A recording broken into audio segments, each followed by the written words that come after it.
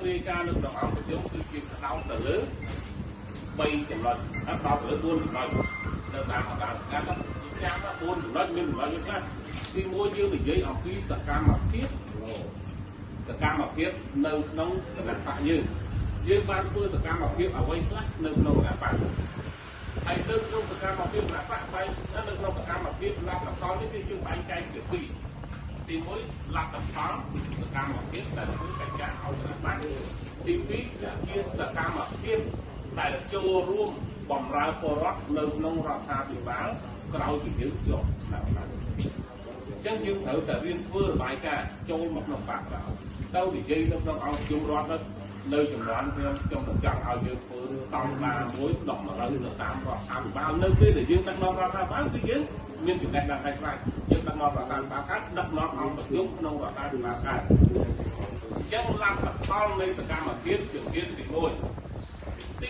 2បញ្ហាប្រឈមមានបញ្ហាប្រឈមអ្វីខ្លះឥឡូវដោយលោកនរិនគាត់លើកអំពីសកម្មភាពគាត់ហើយតែដល់ពេលគោលដៅនៃការត្រូវលើកនោះចំណុចក្រៅទៅបញ្ហាប្រឈមរឿងអីប្រឈមរឿងក្រុមរលកអ្នកដើរពាក់នៅក្នុងសង្កាត់ស្វាយឡុងគេធ្វើពុទ្ធនាគេធ្វើវិធានកម្មមុនការបោះឆ្នោតអាហ្នឹងគឺជាបញ្ហាប្រឈមមួយវាប្រឈមដោយសារតែបរិវត្តមានការផ្ទៃខ្លះជើងយើងនិយាយថាលើកបញ្ហាប្រឈមយកសកម្មភាពលក្ខខណ្ឌនិងបញ្ហាប្រឈមនិងគោលដៅបន្តចឹង3ចំណុចគោលដៅបន្តត្រូវធ្វើម៉េចក្នុងសកម្មទៅសម្រាប់យ៉ាងណាខ្លះឥឡូវដោយសំណពរនៅខាងសកម្មលោកម៉ាពៅនៅកាសាកោ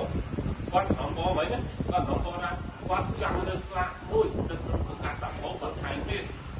គឺនៅព្រមទៅស្វែងរកនៅសាកោអញ្ចឹងណាអានឹងថាគឺជាសំណពរអញ្ចឹង4ចំណុចនេះចាំយើងរៀនធ្វើការ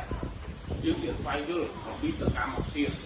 សម្រាប់បញ្ហាភាពក្នុងរដ្ឋាភិបាលអានឹងតែគឺជាខុសទី2បញ្ហាប្រឈមទី3ដាក់សម្រាប់គឺតាមបន្តដែលដាក់ស្វែងរកឬគោលសម្រាប់យន្តការនៃការអនុវត្តទី4សំណពរនៅក្នុងលើកមកនៅក្នុងនោះមានទាំងអស់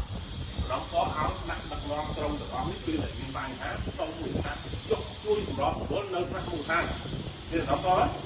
ចឹងយើងទាំងអស់គ្នាយើងត្រូវរៀនពីរបៀបនៃការធ្វើរបាយការណ៍ប្រចាំខែហើយការយល់វាប្រសើរជាងការអានទៅរបាយការណ៍នៅពេលដែលយើងអានទៅអត់មានទឹករំលេចអត់មានទៀតបោះបាយទេគាត់តែពីរឿងរបស់យើងតែយើងហ្នឹងនៅមានត្រូវតែបើយើងមើលហើយចាំហើយយើងយកទៅនិយាយយល់វិញគឺចង់តម្រូវការចាំបាច់ដែលយើងត្រូវអនុវត្តបាទហើយខ្ញុំជម្រាប4ចំណុចហ្នឹងសូមឲ្យចងចាំហើយនាំរៀនធ្វើចឹង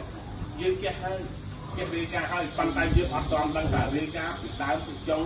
ដល់ទីបញ្ចប់មិនយើងអត់ទាន់យល់អញ្ចឹងយើងត្រូវតែរៀនឲ្យយល់ទាំងអស់គ្នា